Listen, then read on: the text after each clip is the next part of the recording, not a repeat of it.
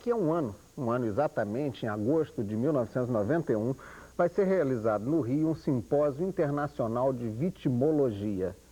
Pode já parecer estranho. O que é isso? Vítima, vitimologia, estudo de vítima. O que envolve isso tudo? O que faz um grupo de pesquisadores de diversas áreas se debruçarem sobre esse tema, vitimologia?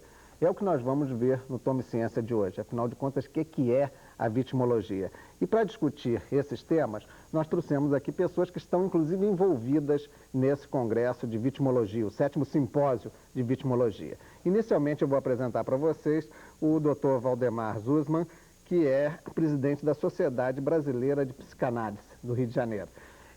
Ao lado dele, o Dr. Heitor Piedade Júnior, que é advogado e secretário-geral da Sociedade Brasileira de Vitimologia.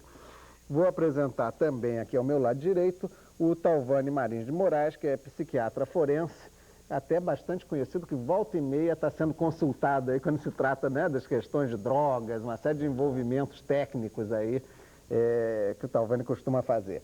E por final, a professora Esther Kozovski, que é presidente da Sociedade Brasileira de Vitimologia e também presidente do Conselho Federal de Entorpecentes. Mas vamos começar esclarecendo, Esther, exatamente o que é essa tal da vitimologia.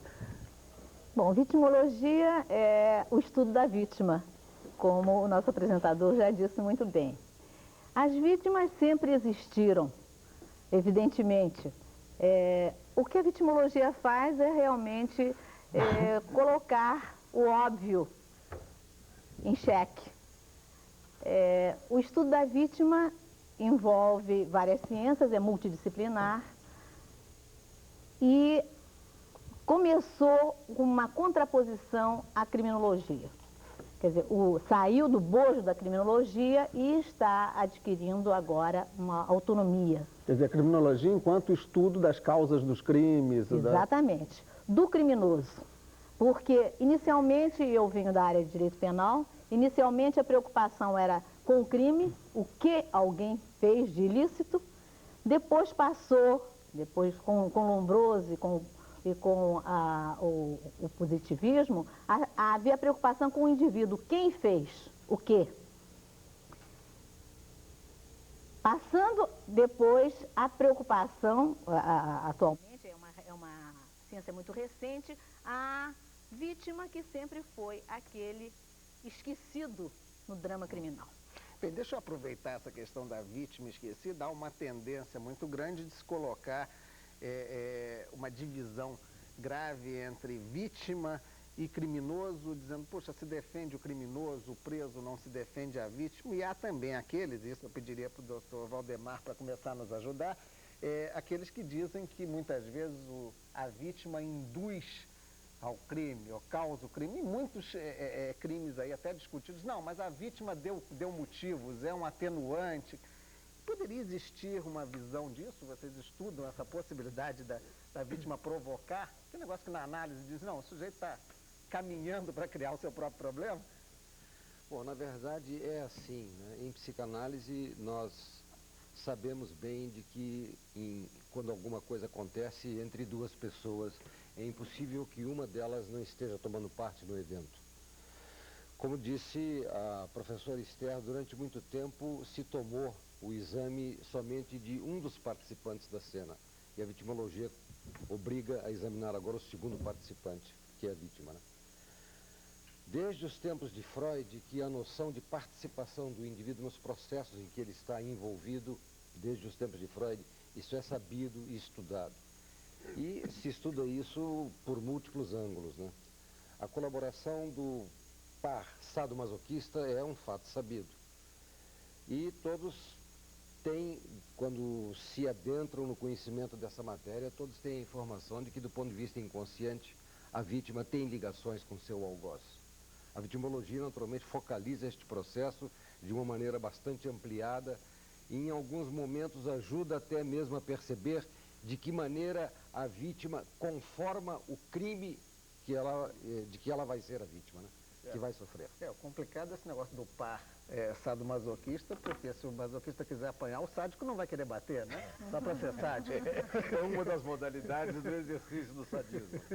Bem, a respeito, inclusive, dessa relação vítima-criminoso, doutor Heitor, no aspecto mesmo da compreensão da justiça, eu citava aqui uma série de justificativas que são usadas em tribunais, e o doutor Valdemar concorda do ponto de vista psicológico, mas a justiça também admite, digamos, uma participação da vítima como atenuante do crime? Olha, independente dessa participação que está prevista no Código Penal, no artigo 59, quando o juiz vai aplicar a pena, vai levar em consideração também o comportamento da vítima.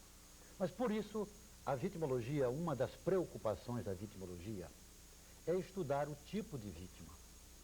E tem se tornado clássica aquela classificação do fundador da vitimologia, do Mendelssohn, no sentido de que nós hoje aceitamos uma classificação de vítimas através do seu comportamento. Por exemplo, há vítimas que são absolutamente inocentes. Poderia dar como exemplo a vítima da legítima defesa putativa. A vítima que é... Melhor dar o exemplo completo. O que diferenciaria de outra legítima defesa? Uma vítima que é confundida, por exemplo. O agressor, imagina, está reagindo diante de uma legítima defesa, quando essa legítima defesa não está acontecendo. Houve um erro, um equívoco por parte do agressor. E a vítima é vítima, e vítima é inocente, absolutamente inocente. Hoje em dia isso pode acontecer, porque tu olha alguém estranho vindo na frente, já pensa que é um assaltante. Um sósia, assaltante. Agora, além da vítima absolutamente inocente, para nós chegarmos à sua indagação, há a classificação da vítima menos culpada do que o agressor. Mas ela já tem culpa. Ela não tem tanta culpa como o agressor, mas já tem culpa. Há a terceira classificação, a vítima tão culpada quanto o agressor. Depois, há a vítima mais culpada do que o agressor. Dá um exemplo aí. E a vítima... Bom, aí para o exemplo nós temos que ver cada caso isoladamente. Porque a maneira com que contribuiu a vítima para que houvesse a reação do agressor. Seria uma análise mais complicada. Não dá para ter assim esse caso. Nós teríamos a vítima unicamente a culpada. Aí é complicado. Será que na legítima defesa como é que ele vai ser real... vítima se ele é unicamente culpado? Não, ele foi vítima da conduta do agressor. Vamos dizer, na legítima defesa real. Na legítima defesa real. A vítima é a única culpada. Foi a vítima que provocou. E o agente apenas se defendeu. Mas ele deixa de ser. Ele mesmo se defendendo, ele continua sendo o agressor, no caso. O agressor, porque ele que agiu. Mas a vítima é a única culpada, foi aquela que causou todo aquele espetáculo, toda aquela cena. Pois bem, então, você pergunta, André, do ponto de vista da legislação penal, então volto, o artigo 59. Quando o juiz vai aplicar a pena combinada, aquela pena que está prevista, vai aplicar naquele determinado caso, o juiz vai levar em consideração a culpabilidade, antecedentes, personalidade, etc, etc. E vai examinar também o comportamento da vítima. Vai ver como foi que a vítima agiu naquele momento em que provocou o agente a se determinar daquela maneira. Pelo menos a gente já viu uma interdisciplinaridade perfeita, né? Porque agora, um outro aspecto, o jurista acaba sendo quase que um analista de atitudes e costumes da vítima e do criminoso, no caso, né? Isso nós falamos aqui no ponto de vista penal. Agora a parte civil também, a reparação do dano. Então vamos chegar lá. Deixa eu antes de tocar nesse assunto... Agora, só aquilo que você perguntou no começo, não sei se o professor Esther ou o professor Valdemar, a vitimologia não se preocupa só com o preso. A vitimologia se preocupa com a vítima, seja a vítima o preso ou o agressor, ou aquele que sofreu a lesão ou aquele que provocou a lesão. Se preocupa com a vítima. Nesse aspecto ainda, para a gente tentar fechar uma compreensão exata da vítima, doutor Talvani, e certamente esse é um aspecto que o senhor está usualmente enfrentando, a verificação de um estado mental dessa vítima ou do agressor como um componente a determinar a caracterização judicial. há realmente um ponto complicador nisso? Quer dizer, é difícil um laudo desse ser preciso não estar influenciando ou massacrando essa vítima ou o criminoso perante a justiça? Porque fica meio na mão do senhor, não fica não? Não, de fato, é a complexidade, nós temos consciência disso, né? Até porque foi dito aqui, não só pela professora Esther, como pelo professor Zuzman, professor Heitor, que a vitimologia, inicialmente, a visão que se tinha era do problema de procurar justificar a relação criminal entre agressor e vítima. Quer dizer, era quase que uma visão mecanicista, né? Do que aconteceu quando alguém agrediu alguém, se a vítima teve ou não responsabilidade no processo. Entretanto, isso se ampliou, esse estudo se ampliou. E hoje nos preocupa exatamente porque o processo criminoso ou não, quer dizer, em todo processo em que intervém condições interpessoais, humanas, há uma complexidade de fatores, sem dúvida alguma. E a psiquiatria muitas vezes traz seus subsídios também a isso. Então você perguntava, o problema do doente mental. O professor Heitor falou, muitas vezes a vítima pode ter responsabilidade no processo. Pode. Com o doente mental isso acontece não raro. Por exemplo, o agressor doente mental, ele é conhecido no bairro como doente mental. Ele é visto como o maluquinho do bairro. E alguém resolve provocá-lo. Lá vai o maluco, você é completamente doido, e ele reage a isso. Ele passa a ser um agressor doente mental que reagiu a uma injusta provocação. Vítima também de uma... Exatamente. Então de você vê outro como... tipo de agressão. Vê a complexidade disso. Por outro lado, o problema dos usuários de drogas, por exemplo, são vítimas. São pessoas ou dependentes de drogas ou usuários de drogas. Mas eles estabelecem um conluio, o professor Zuzman falou nisso, sadomasoquista com o traficante, que é quem fornece a eles a droga.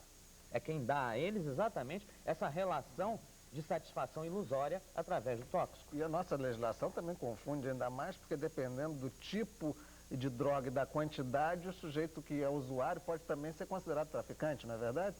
É uma diferença, uma nuance complicada, né? Talvez não seja da legislação, talvez seja da interpretação de algumas autoridades policiais. Porque, na realidade, a legislação, nesse aspecto, no que tange, do que eu conheço, logicamente, eu não sou jurista, como os eminentes que estão aqui, mas na nossa experiência a gente tem visto que muitas vezes essa interpretação é dada pelo policial, achando que a diferença entre traficante e usuário está na quantidade, mas não está, a lei é muito clara. Está no componente do comportamento. O indivíduo pode ser um traficante e ter posse de pouca droga, mas o ato de traficar é bem típico. Quer dizer, os verbos estão lá prevendo esse tipo de atitude. E o usuário não, o usuário é aquele que traz consigo para o seu próprio uso, a própria legislação. Aí ela dá uma diferença. Mas voltando aqui só para concluir, para a gente não se alongar. Eu acho que essa relação interpessoal tão complicada entre vítima e agente provocador, ela realmente, como disse o professor Heitor, ela tem vários escalões. E quanto ao doente mental, que é a minha área, eu vejo realmente, você chamou a atenção com muita propriedade, é muita responsabilidade de nós psiquiatras, porque qual é o meu trabalho? O meu trabalho é exatamente avaliar a responsabilidade do autor no processo criminoso, dentro da perspectiva do que a lei prevê. E muitas vezes eu sinto que a responsabilidade desse autor, embora presente do ponto de vista do que diz a lei, ela deveria ser revista do ponto de vista dos avanços da vitimologia, porque ele muitas vezes, ao invés de ser autor, ele está sendo vítima de um processo. Dou um exemplo para elucidar. Nos crimes de corrupção, a gente não sabe muitas vezes até que ponto aquele que foi corrompido é realmente o autor da ação.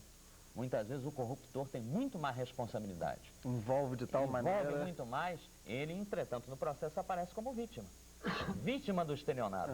A vítima do... Mas por quê? Porque ele comprou um terreno que era dentro do mar. Mas vamos ver por que ele comprou esse terreno. Um terreno que naquela área normalmente valia 1 milhão de cruzeiros, foi oferecido ele por 100 mil. Então ele não estava bem intencionado. Ele sabe perfeitamente que o preço de mercado... Sem falar que há determinados corruptores que já chegam o famoso jeitinho. Será que não tem um jeitinho? Já está induzindo, Agora, né? que fique bem claro, eu não estou aqui tentando defender os criminosos, os estelionatários, não. Eu estou apenas chamando a atenção que há outras facetas, Deixa eu colocar uma coisa mais complexa ainda, aproveitando quase que uma dupla função da Esther. Ela é a única mulher aqui na mesa. E uma das coisas, quando se trata de vítima, especialmente nos crimes conhecidos, é aquele negócio, bem, mas a mulher induziu ao crime na medida... Temos vários casos aí de crimes famosos, né? Se a mulher for bonita, interessante, sensual, então, em princípio, até já parte do princípio que ela que provocou o homem, né? Não está embutido num preconceito social que complica o estudo da questão da vítima, Esther? Interessante que antes do programa nós estamos conversando exatamente a respeito disso. O famoso cherchez la femme, né? Qualquer coisa procura mulher. E nós estamos trocando ideias a respeito da origem da culpa colocada nos ombros da mulher, desde Eva e até antes de Eva, desde Lilith, que foi diabolizada, por uma cultura, vamos dizer, patriarcalista, em que a mulher era propriedade do homem. E a culpa feminina, a mulher, quer dizer, internalizou essa culpa, como ela tendo sido a provocadora da saída de Adão do paraíso. Talvez esse seja um remanescente da nossa civilização ocidental. Às vezes a mulher realmente tem culpa, e às vezes o homem tem culpa, e geralmente ambos têm culpa, quando se trata de um conflito dessa natureza. Mas eu gostaria de colocar aqui, já que o nosso tempo é estrito, a verdadeira dimensão da vitimologia.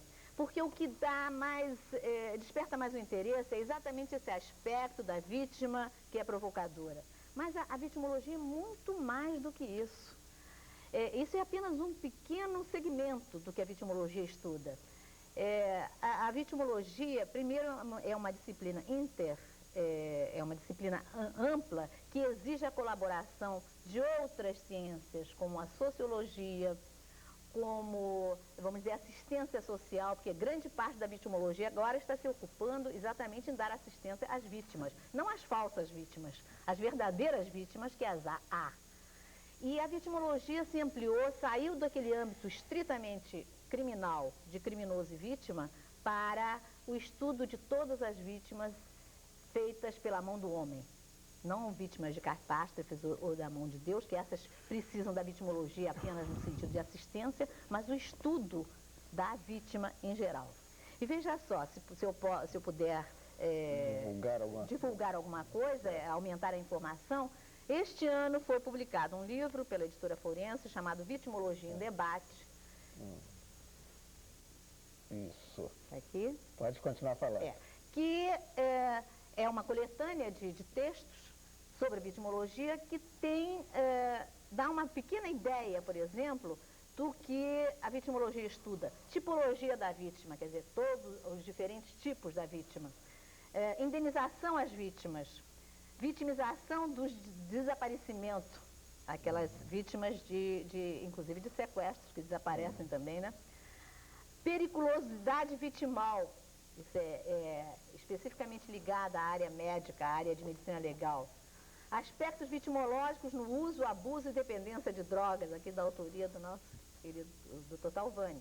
Vítimas de acidentes de trabalho, que não estão ligadas a crime, mas que são vítimas. Vítimas de terrorismo, vítimas de acidentes de trânsito, vítimas de acidentes nucleares. A vitimologia, que a exemplo da psicanálise, questiona a si mesmo como ciência. Se a vitimologia, quem sabe, é um empreendimento supérfluo. Deixa eu aproveitar essa deixa para ir lá para o Dr. Valdemar com uma coisa que me pegou aqui. Eu estava preocupado em lhe fazer uma pergunta, inicialmente na minha cabeça, sobre o aspecto mesmo das consequências mais a longo prazo para quem é vítima de alguma coisa. O jeito que é vítima de um assalto não passa impunemente para isso na vida. Há pessoas que dizem mesmo que até quando se envolvidas num acidente sonham com aquilo, tem problemas, a coisa deixa marcas profundas. Agora me parece que a coisa ainda fica mais complexa quando, nesse questionamento que a professora Esther lembra da questão da própria vítima, daqui a pouco há também aqueles que já se acham tão vítimas, e no mundo atual a gente já se acha vítima de tantas coisas, né, que isso deve ser um agravante, né, para pesar mais na cabeça das pessoas que sofrem um momento numa sociedade violenta como essa. Esse é um dos aspectos que preocupa, quer dizer... Na verdade, a questão de ser vítima cada vez vai ganhando um esquadrinhamento maior, um aprofundamento maior. Hoje nós procuramos saber qual é o fator básico, né, de que é essencialmente que depende um indivíduo tornar-se vítima. a vitimologia amplia bastante esse campo de investigação. Aquilo que parecia primeiro ser só o estudo da vítima de um crime, hoje é alguma coisa que se usa para estudar a situação de pessoas que vivem sofrendo acidentes, caindo, machucando, sendo atropelados por bicicletas, deixando cair coisas sobre os pés, etc. Essa situação que é a situação do traumatofílico. E nós sabemos que isso é um fato de existência comum, cotidiana. Por exemplo, a medicina do trabalho estuda esse problema nas fábricas e verifica o seguinte, que há uma quantidade de indivíduos numa fábrica que estão sempre sofrendo acidentes, mais ou menos 10%. E não seria um distraído, por exemplo, tão somente? Não é simplesmente isto, né? É isso também, é a distração facultando o exercício de uma atividade que nós poderíamos chamar uma atividade de desistência. Não é a desistência banal, né, do indivíduo que desiste de ir ao cinema. É um desistir da existência. Esse desistir da existência... A falta de atenção, o fato da distração já é um certo relaxamento perante a vida. Já é um compromisso com esse aspecto básico de desistência que dá lugar a muitas coisas, não só a esse pequeno acidente, dá lugar a toxicofilias, dá lugar a morte súbita, dá lugar aos suicídios.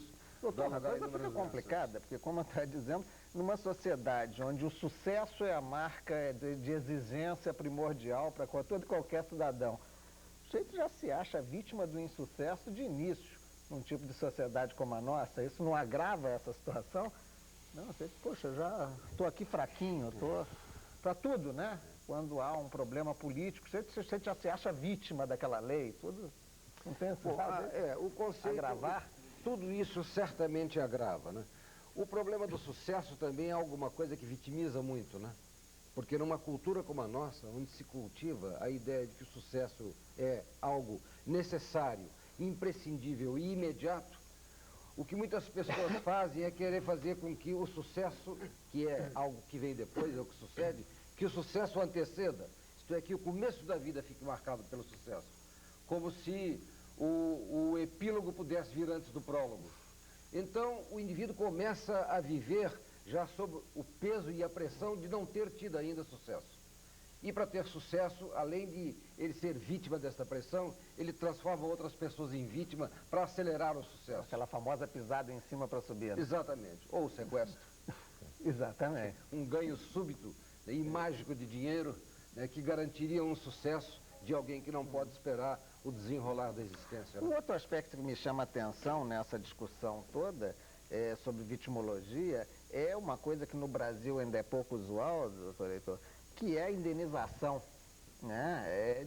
Pessoas às vezes são vítimas de coisas que são culpa da autoridade ou de outro. E a questão da indenização é muito complicada, né? Nos Estados Unidos, outros países, esse troço é bastante mais respeitado do que aqui, não? O senhor acha que vai haver, com o avanço da vitimologia, com essa discussão, pode haver uma melhora nisso? Eu tenho a impressão de que a melhoria dessa situação, se não for a vitimologia o canal para isso, será um grande canal para aproximar da vítima essa reparação. Nós temos, a legislação está aí, nós temos o Código Civil assegurando a reparação do dano.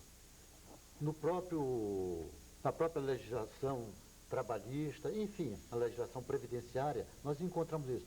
Só que nós sabemos como a nossa justiça é morosa por falta de elementos, por falta de infraestrutura, apesar da capacidade, a grandiosidade dos juízes. Mas nosso sistema jurídico é muito judiciário, é muito lento. Então a vítima, sabendo dessa dificuldade, muitas e muitas vezes a vítima diz, não, eu prefiro não me cansar, não me tornar mais uma vez vítima. Nós sabemos de inúmeros casos nesta cidade do Rio de Janeiro, em que as pessoas desistem de procurar a justiça para buscar a reparação do dano. Você disse muito bem, nós aqui ainda estamos muito principiantes. Nos Estados Unidos, eu vinha conversando há pouco com a professora Esther, existe uma organização, a NOVA, não é apenas para reparar o dano, é para dar assistência à vítima, todo tipo de assistência, um encaminhamento. Depois de um acidente, essa pessoa se tornou vítima parcial ou totalmente, então tem essa organização que realmente lhe encaminha de dar assistência jurídica, assistência médica, psicológica. Nós aqui no Brasil, nós estamos com pouco tempo com a vitimologia. Então nós não estamos ainda na fase já da implantação dessas organizações. Estamos pensando. Por enquanto nós estamos na fase da divulgação da vitimologia. Nós queremos que ela se torne conhecida e a partir daí nós vamos pensar seriamente na implantação desse sistema. Mas com relação à reparação do dano, a legislação está aí.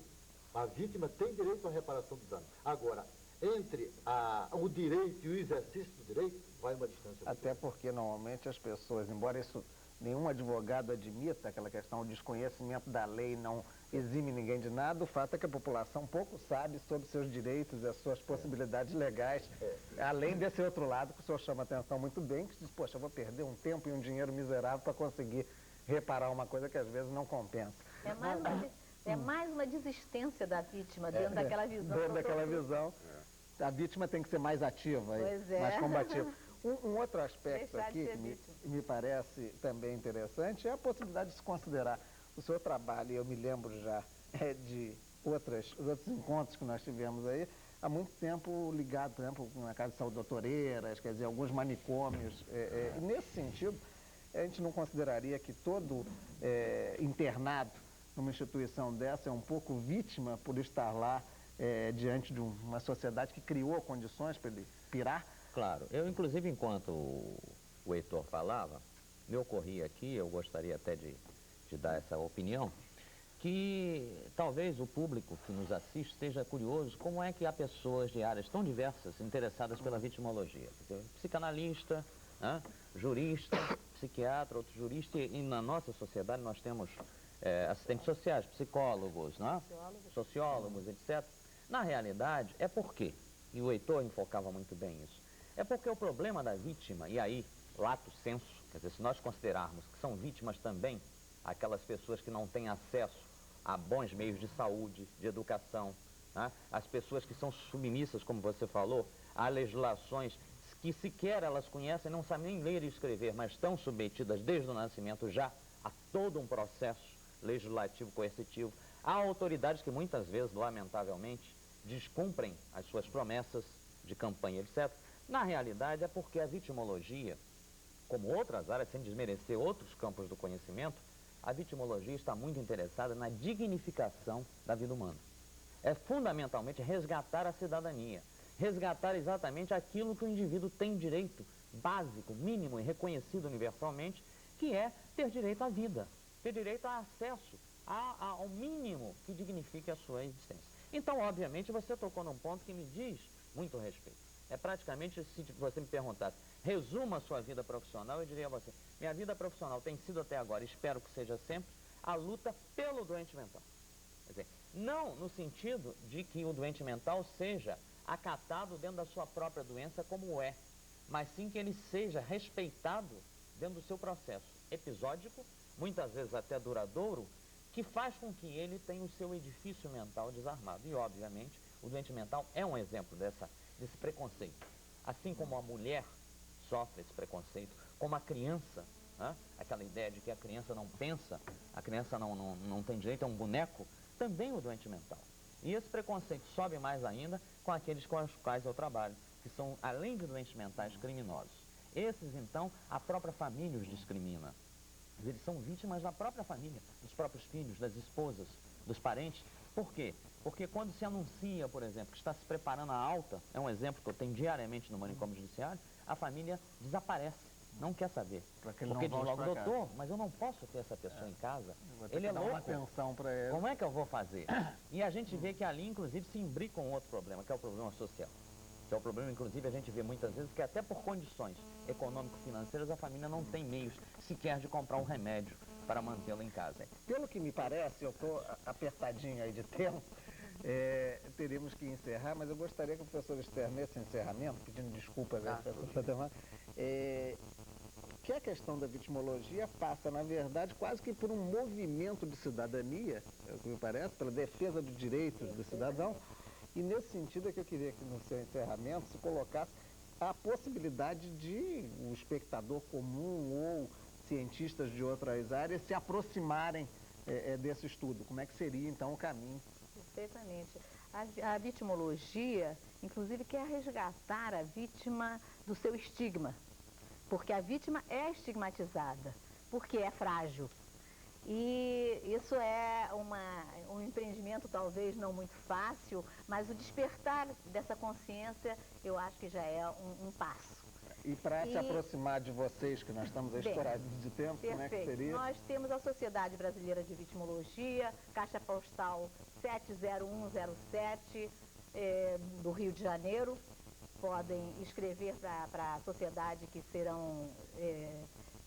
as cartas serão respondidas. Temos na Universidade Federal do Rio de Janeiro o Grupo Interdisciplinar de Estudos de Vitimologia, que está, inclusive, preparando uma série de temas, não sei se dá para ver, para divulgar a vitimologia. Então, pode-se entrar em contato na Universidade Federal do Rio de Janeiro, na Escola de Comunicação, ou pela Caixa Postal 70.107. Bem, deixa eu pegar a dica de caixa postal, deixando também à disposição de vocês a nossa caixa postal 3916 para qualquer tipo de informação necessária ou mesmo de aproximação a tema como esse ou a outro, sugestão de temas. Eu agradeço a atenção de todos, desculpem a pressa e até a próxima semana.